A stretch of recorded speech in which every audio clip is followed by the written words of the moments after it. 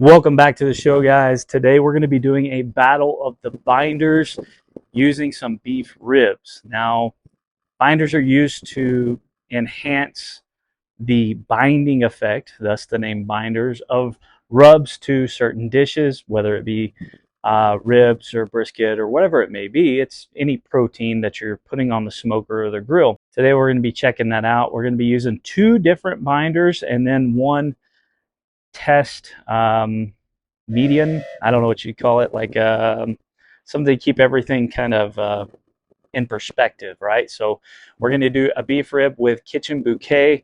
It's a different kind of seasoning sauce that a lot of places, usually on the East Coast and up north, use on steaks. I'm not a fan of it on steaks. It's kind of gross looking, to be honest with you, on a steak. But a lot of places use it. A lot of people like it. I think it's a little overused personally, but I wonder if it used as a binder, if it'll add some flavor and good appearance. And then the next one we're going to be using is mustard. That's the classic tried and true. A lot of Texas top 50 places are using mustard and pickle juice together. And then we're just going to have a no binder beef rib as our, our test median, our test, like the one that zeroes everything out. It keeps everything kind of comparable that way. It's a little windy today, so I'm sorry about the phone shaking or the camera shaking. We're going to be seasoning it up with the same exact seasoning just to keep everything on the even playing field. I've got the pellet smoker cranked up to 300 degrees. We're going to be cooking these for about 4.5 to 5 hours. So we're going to walk through how we prepare these. We're going to walk through cooking them, the wrap, all that good stuff, and then we're going to compare them in the end and let you know, our binder's worth it. Do they make a difference in appearance and in taste? I think that I know on pork ribs, when I turn in a rib at competition that I use a binder on, it almost always scores better than when I don't. I can't tell you that difference. Maybe it's just a flavor profile that I haven't figured out, but obviously the judges do like it. So today I'm going to be comparing without, with mustard, and with house bouquet on beef ribs. You're going to follow along with me, so let's jump in.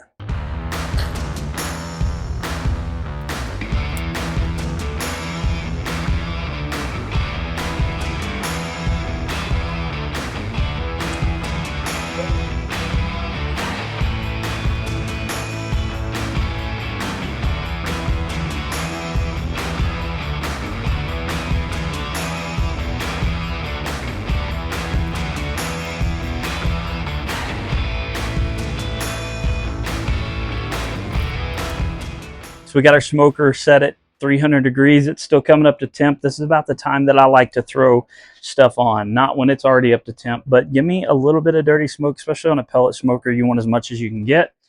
So we're going to throw these on the top rack. I'm going to keep these separated. So the kitchen bouquet is going to go on the left, mustard in the middle, no binder on the right. I'm going to go no binder first, just so we don't contaminate anything.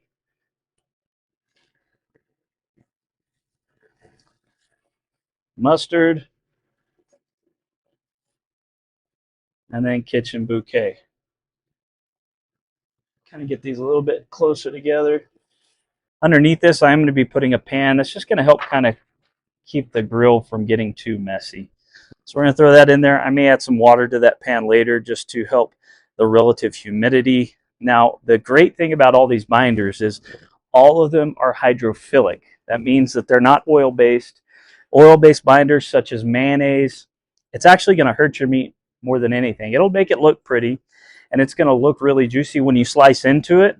But the thing is, all the juices will run out as soon as you slice into it. It won't retain any of the juices because mayonnaise is oil-based, it's hydrophobic.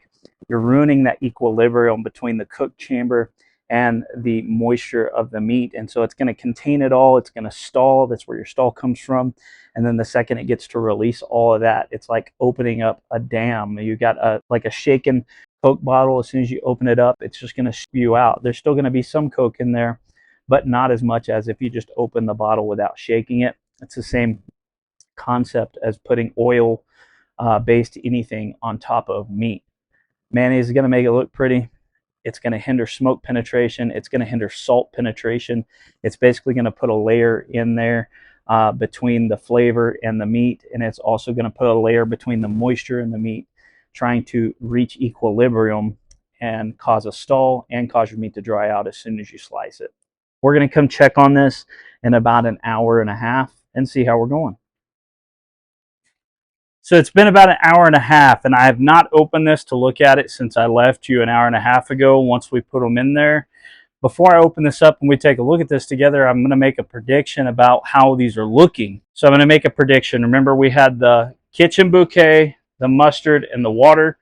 I'm going to say that the kitchen bouquet most likely has the best bark or the best color built on it already. Now, as far as the bark texture, I'm going to go with the mustard. I don't know if the color is going to be there yet or not, but I'm going to say that bark texture will go with the mustard. And then the no binder, I'm going to say it's going to look very similar to the mustard, but maybe not as barky as the texture of bark would be. So I'm thinking we got good color, we got good bark, and we got, just normal on the end there. So let's open it up and take a look at it. So as we see, Kitchen Bouquet does have a great color, very moist on the outside. There's a lot of rendered fat down there, quite a bit. I'm surprised though, because the no binder actually has a better bark than the mustard. So that's kind of surprising. And these are going to be done a lot faster than I think. We'll be probing these in the next 30 minutes or so. I'm just going to leave them alone. I was going to wrap them up, but I don't think we're going to need to. All right, guys, so we're sitting at 300 degrees. We're 3 hours in, and these are sitting probe tender right around 205 degrees, but the key thing is they're probe tender. So I'm going to go ahead and shut the grill down. I'm going to wrap these in butcher paper. You don't need to see that. You've seen that. You know how that works. I'm going to take all this rendered tallow that you see below here, and we're going to pour it onto them as we wrap them, and then we're going to rest them for about an hour, just with the oven off. Just let them sit in there and rest, and we'll come back and test them. Remember, we got kitchen bouquet, we got mustard, and we got no binder. You can see the difference so far, so let's take them off, get them wrapped up, come back, and test them out. After cooking these for 3 hours, we went ahead and wrapped them up and let them rest for an hour, and we're getting ready to eat supper inside, but I want to compare them and let you see the appearance factor and see if the binder made a difference. So let's take a look at it.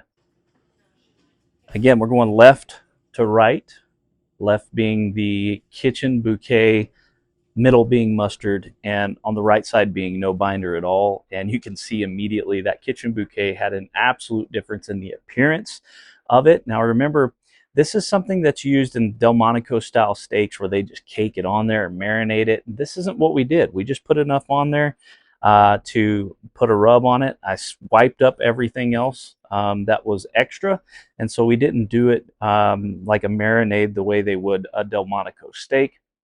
And it made an absolute difference in the appearance.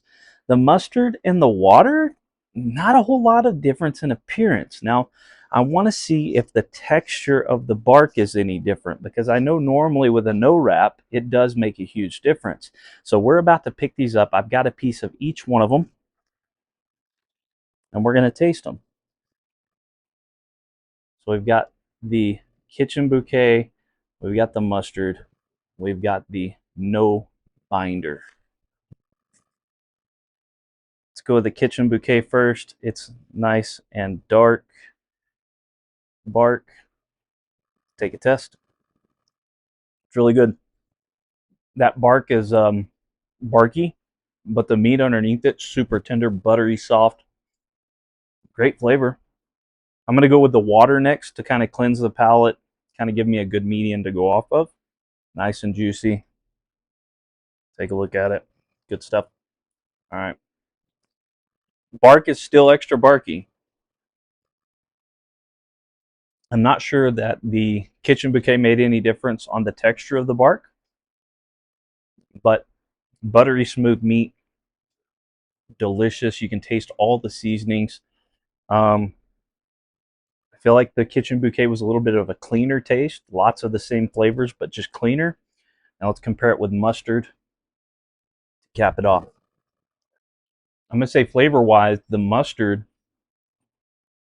That's interesting. The mustard tasted exactly like the kitchen bouquet. The no binder, it was a really just, you could taste everything, from the seasonings to the meat to the smoke. And it seemed like the other two were just cleaner. I don't know how to really explain that. The flavors were all there, but it was more palatable. And maybe it's just because the tallow or the fat was different in each piece, but I could definitely taste the difference in the mustard binder and the kitchen bouquet binder. But I love the bark of the kitchen bouquet binder. So for that reason, I'll probably start using that as a binder because it looks prettier, has a good bark, clean flavors. That's what we're looking for. Nice, good, clean flavors, smoke, salt, pepper, meat. What more could you ask for? Let me know what you use for a binder, or if you even use one. They're not bad. They do change it. They do make a difference. We've proven that. We see that today. They do make a difference. For all the guys saying that how binders don't do anything, you're wrong. Let me know what you use, if you use them at all. And this is Brisket Medic. Make sure you like, subscribe, comment down below what you use for a binder if you even use one. I love you guys and drink more water.